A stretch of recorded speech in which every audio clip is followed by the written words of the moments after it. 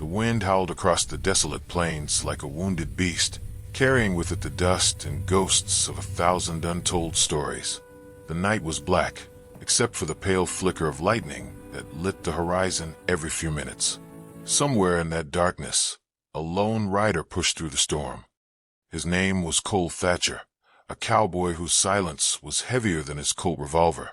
His horse, Midnight, snorted under the cold rain as they climbed the hill toward the ridge where an old cabin stood.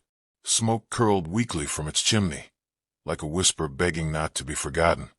Cole didn't plan to stop that night, but fate had other ideas. As he reached the cabin door, thunder cracked behind him, and a woman's voice cried out from inside. A sharp, terrified sound. Then silence. Cole dismounted quickly, hand brushing against the handle of his revolver. He pushed open the cabin door, and there she was. A woman in a black morning dress, clutching a kerosene lamp. Her hair was messy, her eyes wide with fear and grief. The glow from the lamp danced across her pale face. "Who are you?" she demanded, her voice trembling. "Just a traveler," Cole said quietly. "Storm's too rough to ride through. I'll leave come morning." The woman hesitated, her breath uneven. "You shouldn't be here." "Neither should you," he replied, taking off his soaked hat. "But looks like we both are." The woman turned away and placed a lamp on a small wooden table. Cole could see a photograph there, a man in uniform, smiling faintly beside her. The frame was cracked, the glass dusted with ash. "You are the widow from Dry Creek," he said softly. Sarah Miller."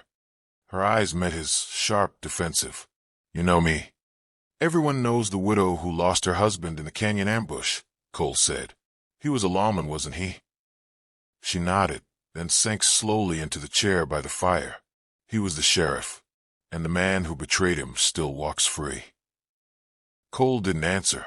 He knew the story. Every man in the West had heard whispers of it.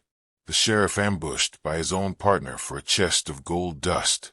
The widow left behind with nothing but a hollow house and a name carved on a wooden cross.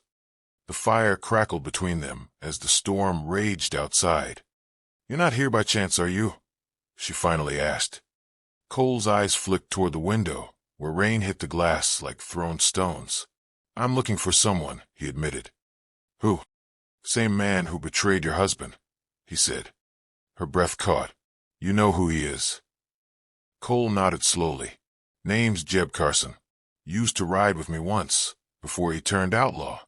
I tracked him north, past the canyon. His trail led here." She stood up abruptly. "If you find him, you kill him." Cole's gaze was steady. "That's the plan." For a long moment, they stood in silence, two souls bound by different kinds of loss. His, the friend who betrayed him. Hers, the husband she could never bury right. The firelight flickered over their faces, casting shadows like ghosts. Finally, she whispered, "You can stay, till the storm passes." Cole nodded, much obliged. That night, as the storm screamed outside, Cole sat by the fire cleaning his gun.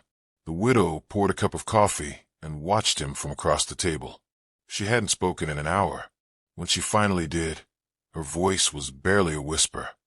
"You ever lose someone?" Cole didn't look up. "Everyone out here's lost someone." "But not everyone carries it like a curse," she said, her tone softer now. He smiled faintly. "Guess you can see right through me." "I've seen men broken by grief," she murmured. "But yours looks different, like you're waiting for it to end." Cole placed the revolver down, the metal gleaming in the firelight. "Maybe I am." Their eyes met, two lonely people surrounded by darkness, drawn together by something neither could name. Lightning flashed, and for a brief moment, the room lit up bright as day, revealing the lines of exhaustion on her face, the scars of years spent alone, and the quiet strength still burning in her eyes. Then the light was gone, only the sound of rain. Sarah stood, walking toward the small window. "I keep the lamp burning every night," she said quietly, "in case he comes back." Cole looked at her. "Your husband?" She nodded. "Not because I believe he will, but because I can't bear to let the dark take everything. He rose slowly, walking toward her. Sometimes, ma'am, darkness ain't what takes things from us. Sometimes it's what reminds us they were real. For a heartbeat, she didn't move, and then, for the first time, she smiled. It was small, fragile, but real. Outside, the storm began to fade. Inside, something else began to stir. The quiet understanding between two broken souls finding light in each other's darkness. By dawn, the rain had stopped. The sky glowed orange over the hills. Cole saddled his horse, tightening the straps, ready to ride. Sarah stood at the door, arms wrapped around herself. "You'll find him." Cole nodded. "I will. And then I'll come back," he said softly. She looked down, then back up at him. "Be careful, cowboy." He tipped his hat. "You too, widow." As he rode off toward the rising sun, she watched him disappear into the dust, her heart whispering words she hadn't dared speak in years. 2 weeks later, Sarah was back in that same cabin, the lamp still burning by the window. Nights were quieter now, but her thoughts weren't. Every sound outside made her heart jump. Every gust of wind felt like footsteps returning. And every time she looked toward the hills, she wondered, did he make it? Then, one night, as the moon rose full and white, she heard it, hoofbeats. Slow, heavy, coming closer. Her breath caught. She reached for the rifle leaning against the wall, but before she could aim, the door creaked open. Cole stepped inside, his coat torn, blood on his sleeve. "Cole," she gasped, "you're hurt." He sank into the chair, wincing. "It's done." "Jeb Carson?" she asked. He nodded. "He's gone. Won't be hurting anyone again." Her eyes glistened. "Then you did it." Cole looked into the fire, his voice rough. He didn't beg, didn't even draw. Just said one thing before I shot him. "What did he say?" Cole hesitated, then whispered. "He said your husband wasn't the man you thought he was." Sarah froze. "What?" He said the sheriff took the gold first, that the ambush was payback. "I don't know if it's true, but the way he said it." Cole trailed off. Tears welled in her eyes. No, I don't believe it."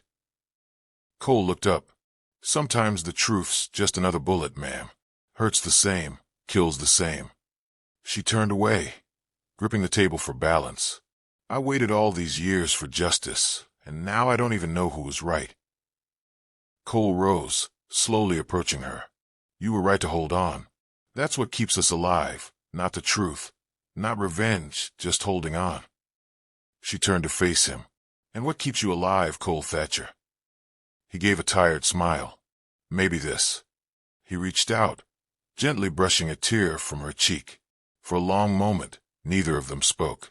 The wind outside was calm, the world silent. Her hand found his. "You don't have to leave tonight." He looked into her eyes, saw the fire, the loss, the hope she still carried. "You sure?" She nodded.